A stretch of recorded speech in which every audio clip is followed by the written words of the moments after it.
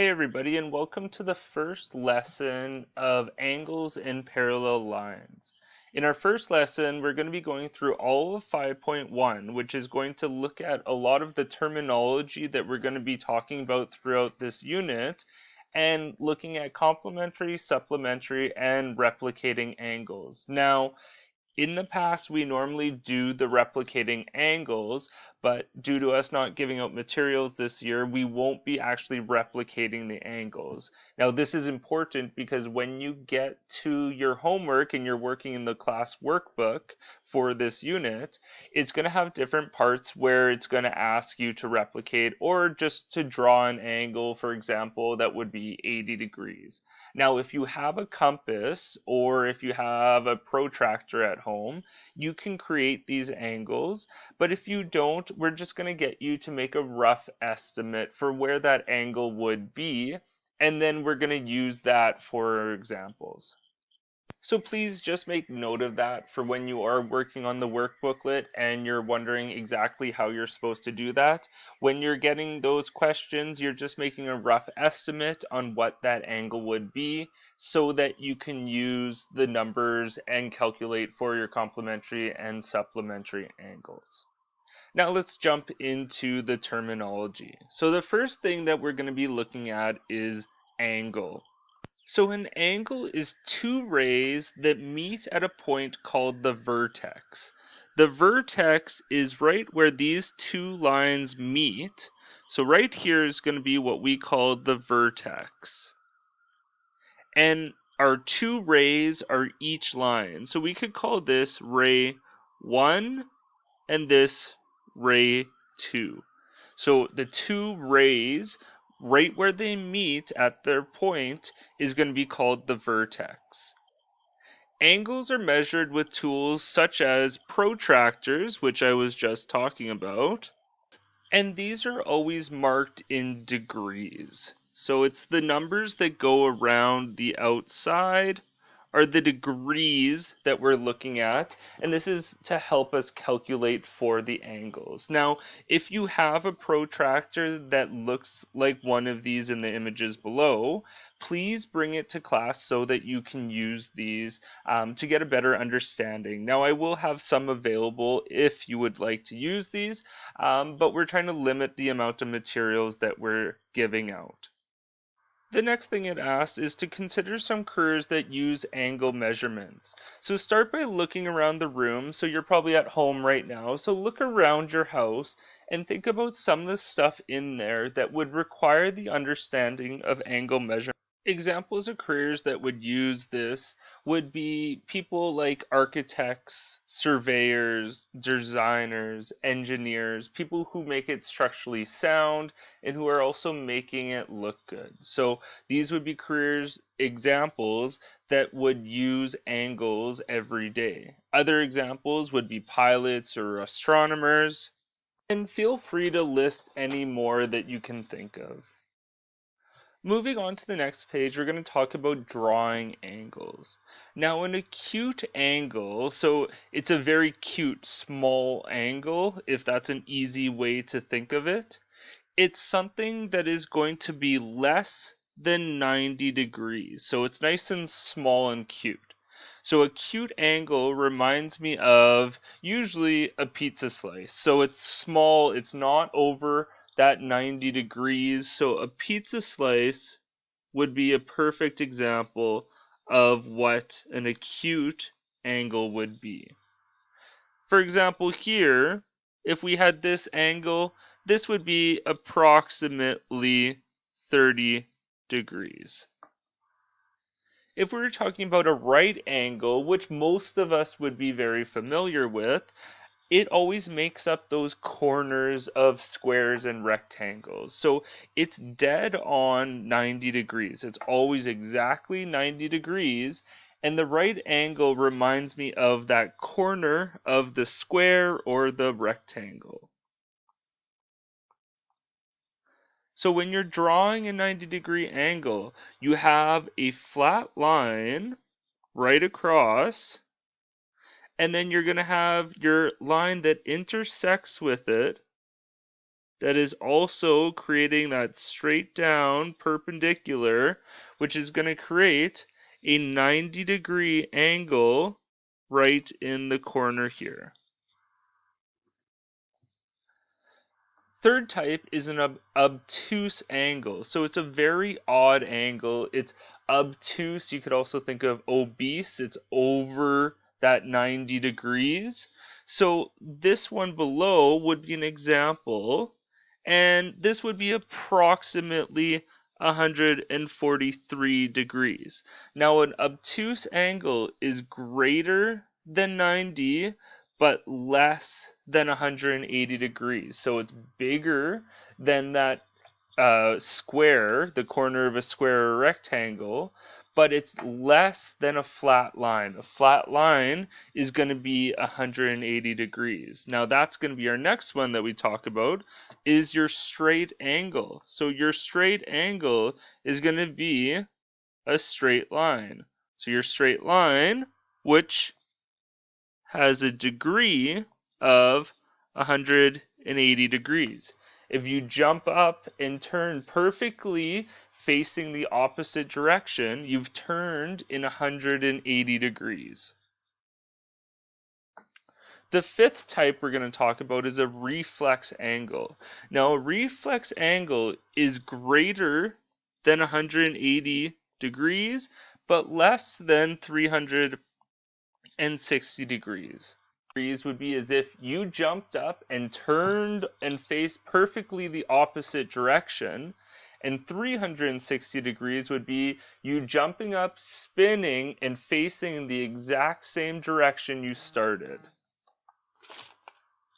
This angle that they have below would be an example of a reflex angle because your 180 would be about there, and it's gone past that 180, and this would be approximately 220 degrees. Or sorry, 228 degrees. The next thing that we're going to look at is estimating angles, and this is going to come into play a lot this semester, especially with us having you estimate where these angles are going to be, because we're not going to always be using protractors. So a starting point is always knowing what 90 degrees is. If you have an angle that is going to be less than 90 degrees, it's going to fall inside here. If you have anything that is over 90 degrees but less than a flat line, it's going to equal anything between 90 and 180. So the angles that we have here gives us an example of what a 45-degree angle would look like, what a 30-degree angle would look like, and also what a 60-degree angle would look like. Below, use the reference above to estimate the size of each of the following angles, then use a protractor to check your answer. Now, I'm not going to be able to magically pop up a protractor on your screen here, so if you have one at home, you can use this to check your angle. But going by just our references from above, we can guess that this angle here, well, it's not going to be this one. It's not going to be 90 degrees. It's not a corner. And I'd say 30 degrees is going to be too thin. So we're looking at something that's going to be similar to 45 or 60 degrees. If we guess that it falls somewhere in between, we could say that it's about 55 degrees. So we think it's in between 45 and in between 60. You could say either 50 degrees, somewhere in between 50-55 degrees would be a good guess for this answer. Now for our next one here, we have a nice small angle here. Well, we know it's not this 90, we know it's not going to be our 45, but we're getting closer when we look at our 45. We're looking at something that's going to be similar to 30 degrees. Now, looking at this, it looks a little bit smaller than what our 30 degrees is going to be, so I'm going to guess that this is 20 degrees.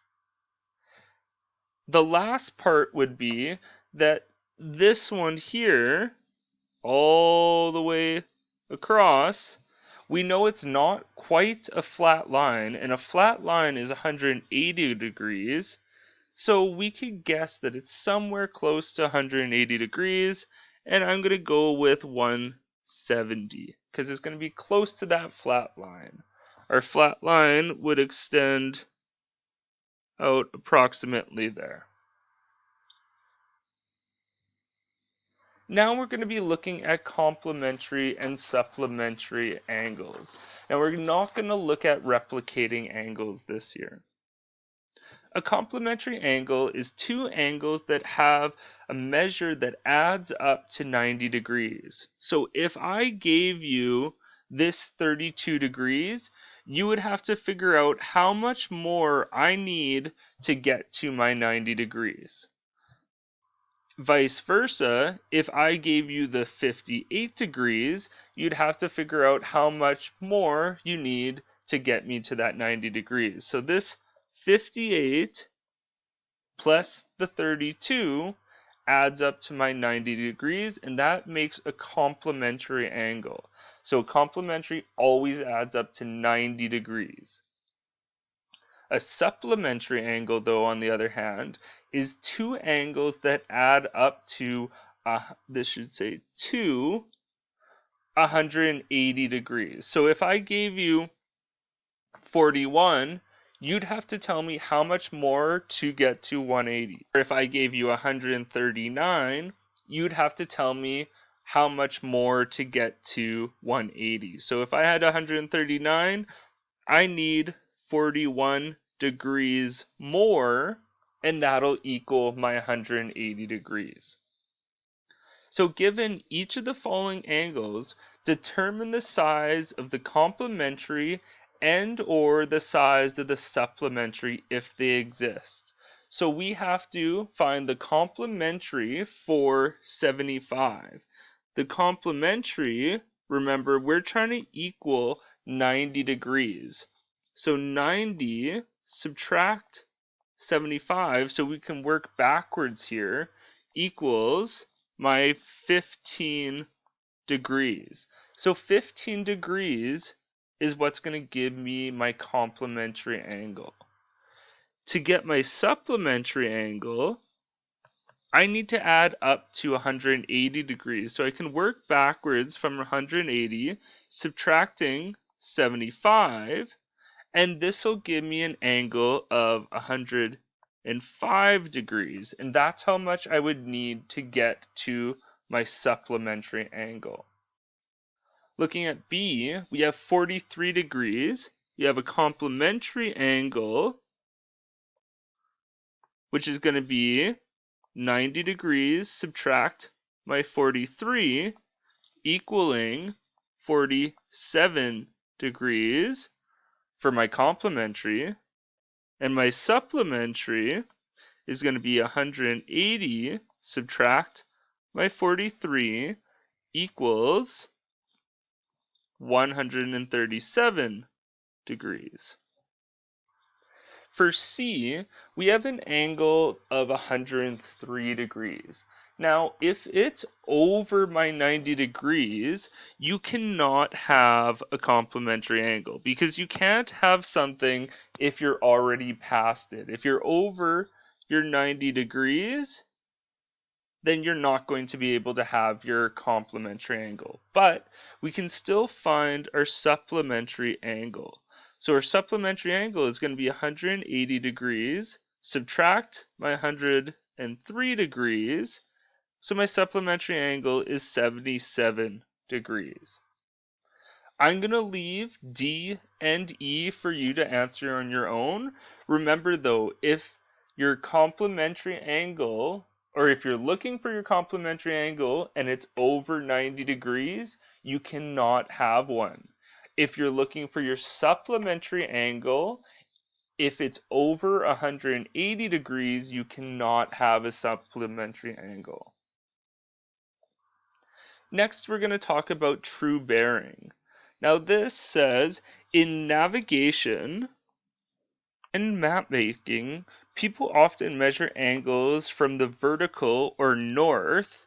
The angle measured in a clockwise direction from the line pointing north is referred to as the true bearing. So if we're looking straight at it and it's straight vertical on our map, that would be our true bearing, going perfectly north. So straight north is a bearing of 0 degrees.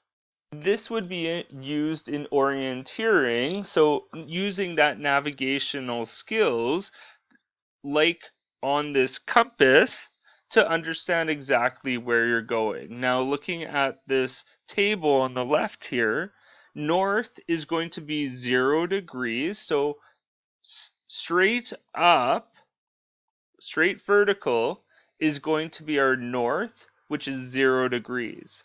Now, north northeast, so if we're looking from our center point here and going out here, we'd be looking at 22.5 degrees. If we were looking at northeast, going right here, we'd be looking at 45 degrees. And then we'd add 22.5 to get our east northeast.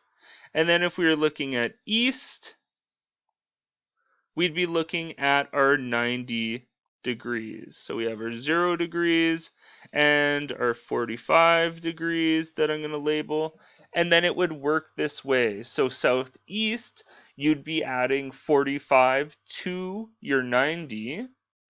And if we look at directly south, we'd be looking at 180 degrees. Now you can see this on the image on your right hand side here. So we'd have north, we'd have east, south, and we'd have west. So those would be your compass bearings.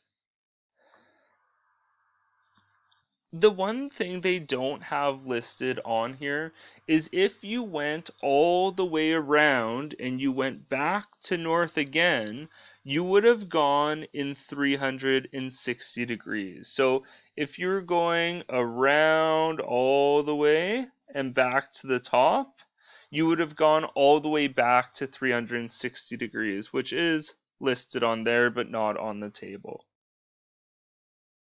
Sentence here, it says a boat is heading directly southwest. So if we're right in the middle and we're this boat and we're heading directly southwest, what is its true bearing? Now, looking back up here, southwest is listed here. We're going to be right in between west and south. So we're going to be at a 45-degree angle right in between west and south. If we look up here, we're looking for southwest. Southwest is listed there. We're going to be going at 225 degrees. So from true north, which would be here, which is 0 degrees, we're going all the way right to here, and that degree would be 225 degrees. So you always start north, you work your way clockwise around to get to your angle. You don't ever go counterclockwise. The next question says, what is its true bearing of a boat traveling north-northwest? Now, we're not going to always have a nice table with all of our navigational bearings listed for us. But if we know that north is either 0 or 360 degrees, and we know that northwest is 315 degrees, we'll be able to determine what our north-northwest bearing is. So our difference in between 360 and 315, well, if we subtract these, we're going to find that it is 45 degrees. we're in between there. So we're right directly in between our 45 degrees. So if we divide that by 2, we'll find that we have 22.5 degrees. What we need to do is subtract our 22.5 degrees from 360, which is our direct north. So 360 subtract 22.5 degrees equals 337.5 degrees, and this would be the bearing for if we were traveling north-northwest. Next, it says to determine the true bearing between A and B.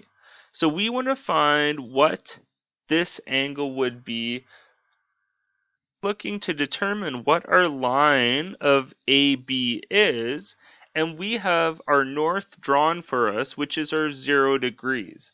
So if we had a protractor, we would lay it on top of this line here, matching up with our 0 degrees, and we'd be measuring up to this line right here, and we would find that this is 63 degrees. Now, if we were looking at our line AB here, so this line right here, they've given us north again, which is 0 degrees, and we could either measure all the way around, or you could measure this angle here, so starting with your 0 degrees at north and measuring over to the line of AB, and we would find that this is 114 degrees. Now that would be using a protractor, obviously, not just assuming what it's going to be. If we had that value, what we would do is working backwards. We know that north can either be 0, or if we go all the way around, it's 360 degrees. So it's like rewinding the clock here. If we have 360 and we have to rewind it, we're taking away this 114 degrees. And this is going to tell us that our line AB is 246 degrees. Now on the next page, it starts talking about replicating angles. We are not going to be going through that today, but I will give you an idea of what it will look like in class. This also continues on the next page, continuing to talk about replicating angles using a compass and a ruler. I'll give you an example of this in class, and we're not going to be using the mirror as well. I'll give you an example of this in class, but we won't be using these hands-on material this year. So that's going to bring us to the end of this lesson. Remember, when we're looking at completing the workbook, if you have a protractor at home, then you can use that to help you measure the angles. But if you don't, what I'll just have you do is use exactly like we did on that first section there, where we're looking at estimating angles. Use these as reference points to help you determine what the angles are going to be that you're drawing. This will also help you to be able to determine what the complementary and what the supplementary angles are as well. If you have any questions, please ask me in class or send me a message on Teams.